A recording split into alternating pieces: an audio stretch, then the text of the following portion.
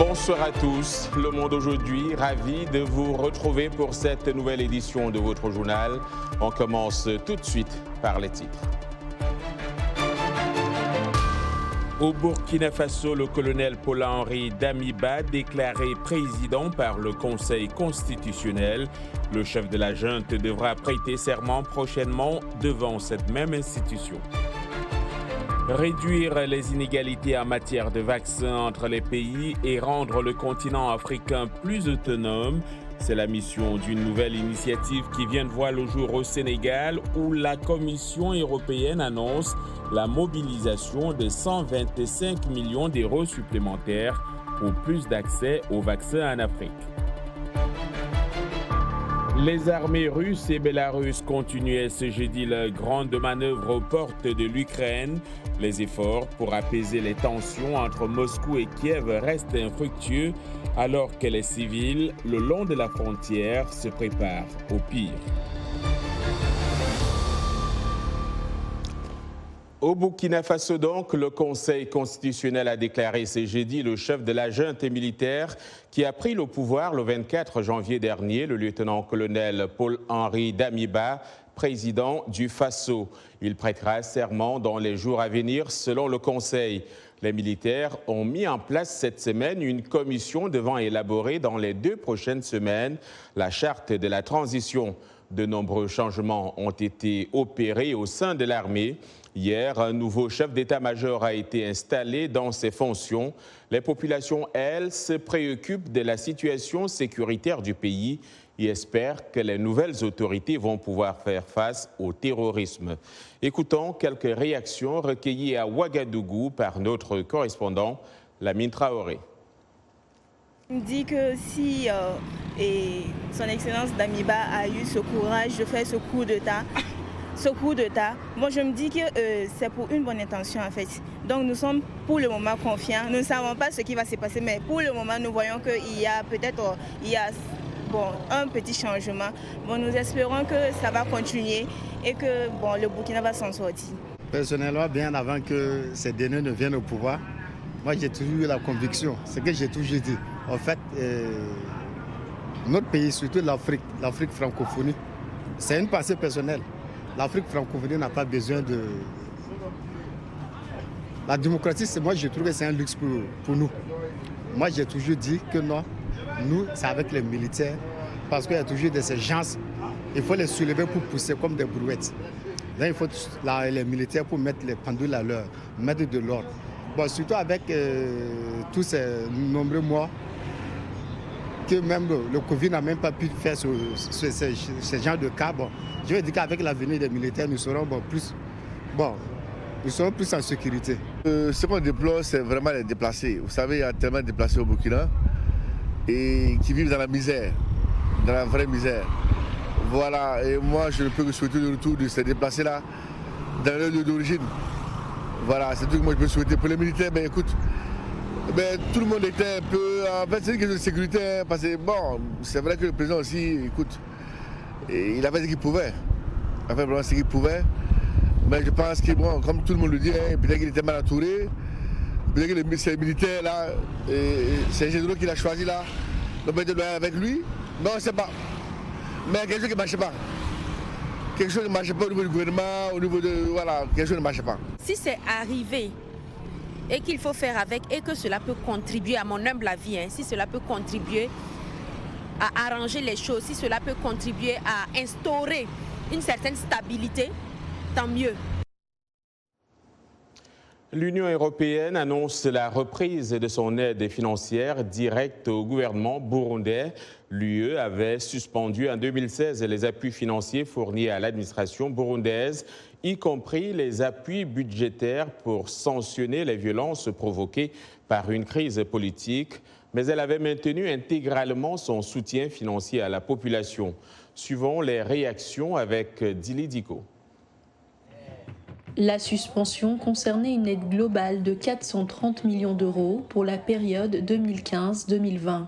L'abrogation de ces décisions prises en 2016 va permettre, selon l'Union européenne, de relancer la coopération avec le Burundi. Les habitants de la ville de Bujumbura ont réagi avec enthousiasme à l'annonce. C'est une mesure qui nous a tant endeuillés, mais heureusement que les preneurs de cette décision viennent de se ressaisir et de la relever sans condition. Maintenant, nous avons l'espoir que tout va prendre le bon chemin. Et surtout, l'économie va sensiblement croître, et vous allez le constater. L'UE a souligné que cette décision est l'aboutissement du processus politique pacifique entamé lors des élections de 2020 et des efforts entrepris par les autorités pour consolider les institutions démocratiques. Pour Donatien Roissa, l'annonce arrive au parfait moment. Je vois que cette mesure vient dans un moment où le Burundi, dans un moment très opportun, là où on voit que le Burundi va gagner beaucoup de choses. En revanche, pour les organisations de défense des droits humains, la décision n'a pas lieu d'être. La société civile avance que rien n'a changé pour justifier cette démarche et beaucoup de travail reste à faire pour promouvoir les droits de l'homme et l'état de droit. En Libye, le Parlement a désigné aujourd'hui l'ex-ministre de l'Intérieur Fathi Bachagha pour remplacer Abdelhamid Deba à la tête du gouvernement. La désignation de Fathi Bachagha est intervenue lors d'un vote controversé susceptible d'exacerber les luttes de pouvoir en Libye. D'après le porte-parole du Parlement basé à Tobruk, dans l'est de la Libye, le vote s'est fait à l'unanimité en faveur de Fathi Bachagha comme chef du gouvernement. Sur un total de 7 candidats, le Parlement avait retenu, après un appel à candidature, 2 prétendants, notamment M. Bachagha, 59 ans, et l'outsider Khaled Al-Bibas, 51 ans, ancien haut fonctionnaire au ministère de l'Intérieur. Au moins 6 personnes ont été tuées et 12 blessées jeudi dans un attentat suicide près d'un checkpoint menant au palais présidentiel à Mogadiscio. Une enquête est en cours pour connaître les circonstances exactes, mais les observations indiquent qu'un probable kamikaze a déclenché l'explosion. Une bouffée d'oxygène dans la lutte contre le Covid-19 sur le continent. En visite à l'Institut Pasteur de Dakar au Sénégal, la présidente de la Commission européenne, Ursula von der Leyen, a annoncé la mobilisation de 125 millions d'euros supplémentaires pour améliorer l'accès aux vaccins en Afrique.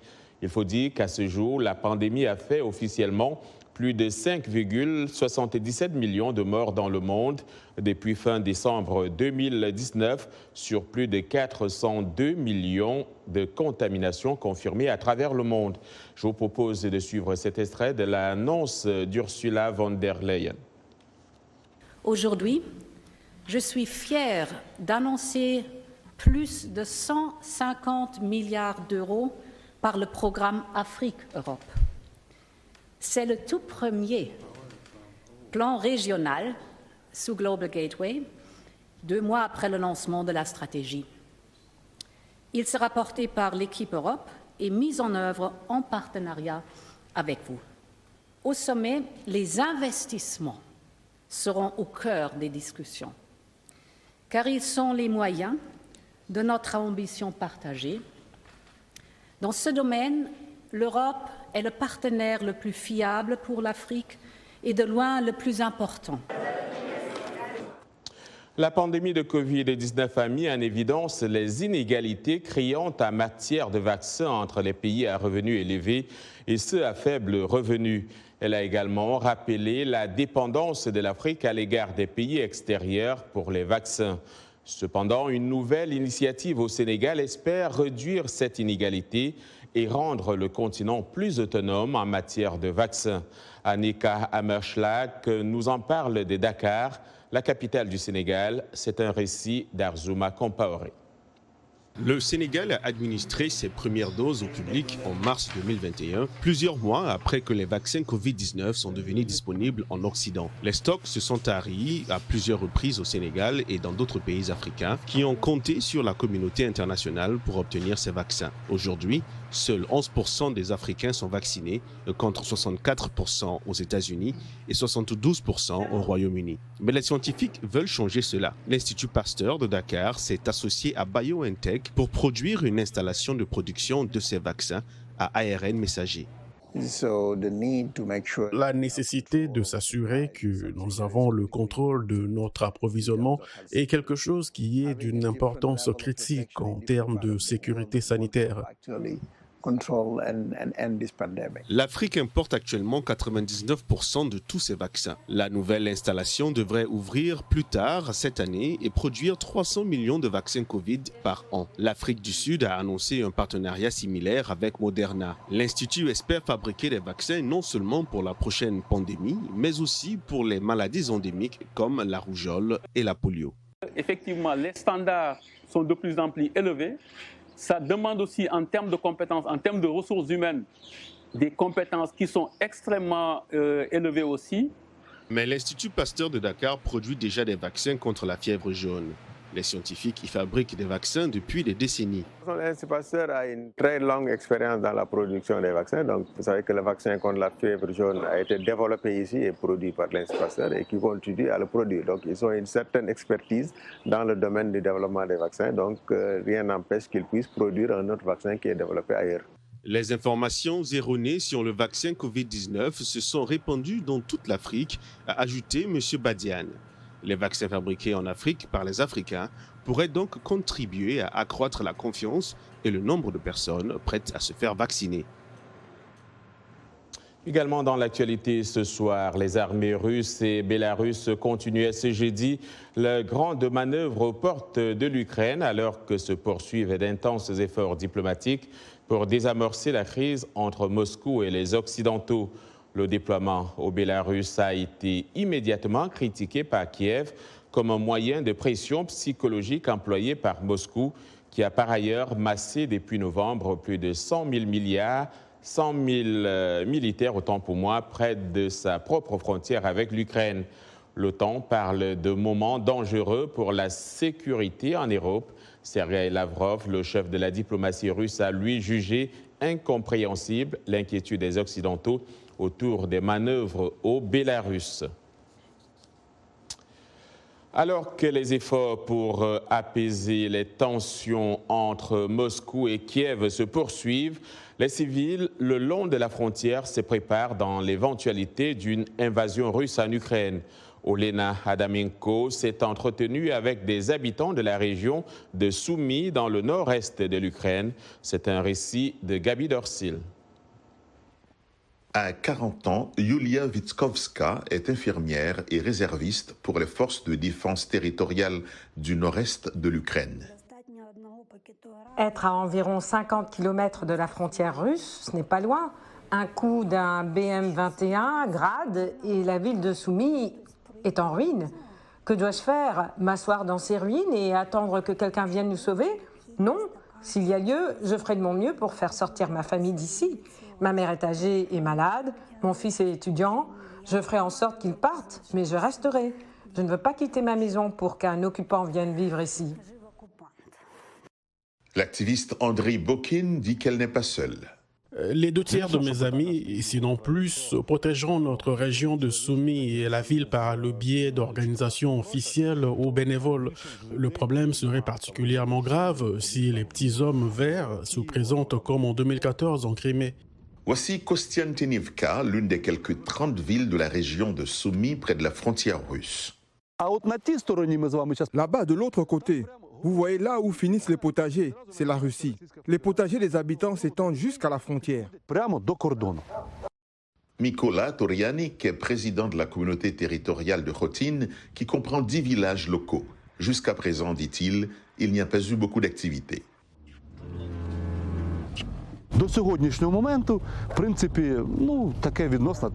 Parfois, nous voyons passer des avions, des petits avions, peut-être des forces frontalières. Parfois, je peux voir nos avions. ainsi que les leurs. C'est calme.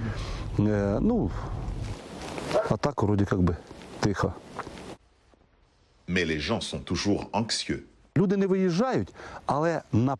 Les habitants ne partent pas, mais on sent la tension. Avant, ils parlaient de l'essence, de la hausse des prix des denrées alimentaires, de la politique, et maintenant, lorsque les gens se rencontrent près d'un magasin ou ailleurs, ils demandent toujours « Eh bien, vous avez entendu quelque chose? Va-t-il y avoir une guerre ou pas ?» Les responsables locaux disent que des discussions sont en cours pour augmenter le nombre de forces militaires dans la région de Soumy. Avec le ministère de la Défense, nous discutons de la possibilité d'avoir 1 ou 2 brigades supplémentaires ici. En février, nous organiserons des entraînements pour les forces de défense territoriales. Ce sera un exercice grandeur nature. Mais Yulia Vitkovska dit qu'ils ne sont pas aussi préparés qu'ils devraient l'être. Je ne vois pas de réponse appropriée des structures qui doivent s'occuper de cela pendant une période aussi difficile. Impossible d'apprendre en 1 ou 2 entraînements. Vitkovska prévoit maintenant de commencer des cours de protection civile avec certains de ses amis. Il continue de se préparer à un avenir incertain. Vous regardez Le Monde aujourd'hui en direct de Washington, D.C. Vous êtes sur VOA Afrique. N'allez nulle part ailleurs. L'information vous revient dans un instant.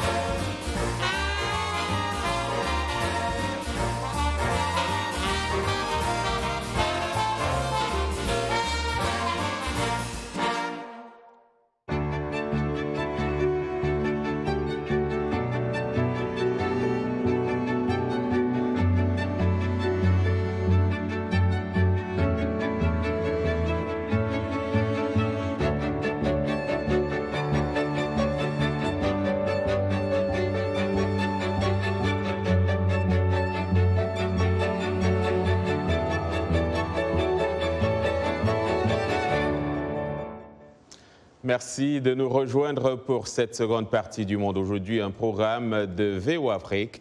Nous émettons en direct de Washington, D.C. Comme tous les jeudis, nous avons rendez-vous avec Mouhamadou Oumfa pour sa chronique santé. Aujourd'hui, il s'intéresse à un rapport de 2 agences de l'ONU sur les risques sanitaires liés au télétravail prolongé. Le 2 février dernier, l'Organisation internationale du travail et l'Organisation mondiale de la santé ont rendu publics les résultats d'une étude sur le télétravail. Une pratique qui a augmenté avec la propagation du coronavirus et la mise en place des mesures restrictives parmi lesquelles le confinement. L'entreprise de recherche Gartner estimait à 32% la proportion des télétravailleurs dans le monde contre 17% en 2019. Le rapport de l'OIT et de l'OMS décrit les avantages et les risques du télétravail pour la santé. Parmi les avantages figurent l'amélioration de l'équilibre entre travail et vie personnelle, la possibilité d'effectuer des horaires de travail flexibles et de l'activité physique, la réduction du trafic routier et des temps de trajet pour se rendre au travail et une diminution de la pollution atmosphérique qui tous peuvent améliorer la santé physique et mentale et le bien-être social.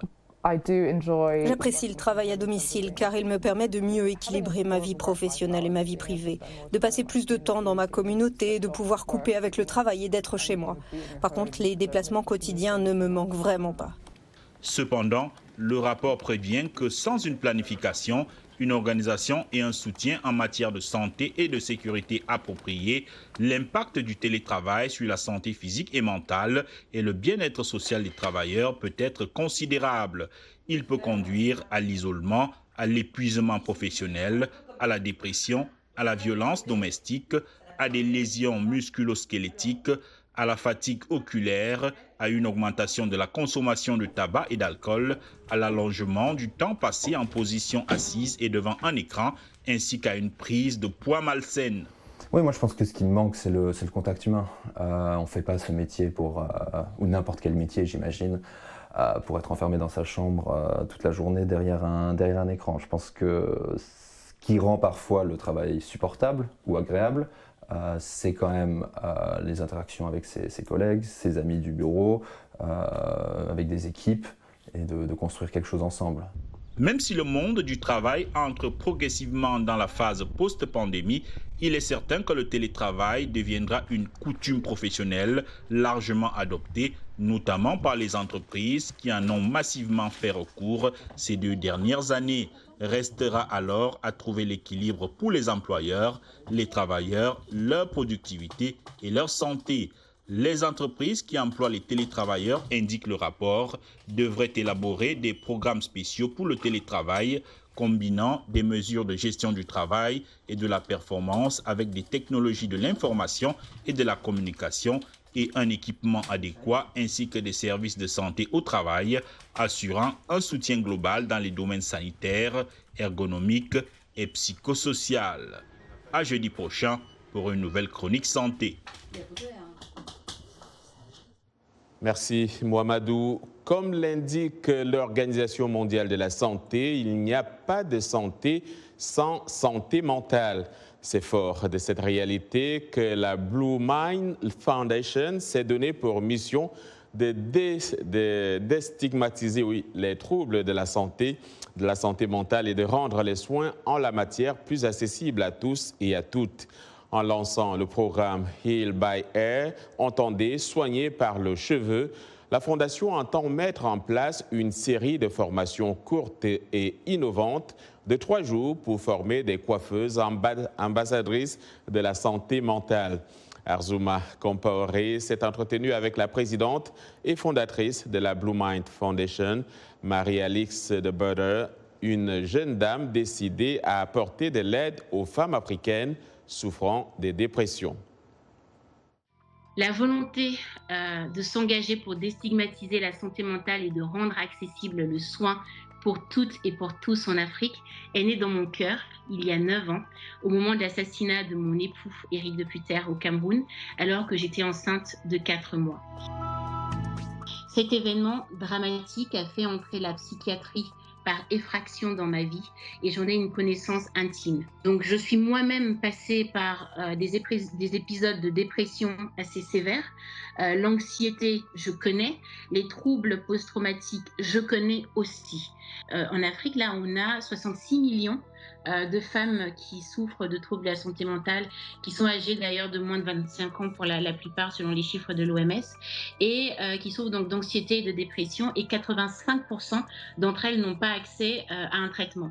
Aujourd'hui, il y a une réalité à la fois sociale et culturelle qui fait que une femme, peu importe son statut social, peu importe son âge, va chez la coiffeuse. Donc, et chez la coiffeuse, on parle, on se confie. Donc, j'ai commencé à écrire et à définir ce qui est devenu aujourd'hui la Blue Mind Foundation il y a 3 ans, donc un peu avant le Covid. Donc, l'idée, en fait, du programme Heal by Hair, finalement, c'est le premier mouvement d'ailleurs de coiffeuses secouristes en santé mentale en Afrique. Et c'est un programme donc court et innovant, basé sur des recherches de pointe qui ont déjà été mises en œuvre dans le domaine des premiers secours et déployées dans plusieurs pays aujourd'hui. Il se trouve que les résultats de notre étude montrent que 63% de femmes avouent se confier à des coiffeuses.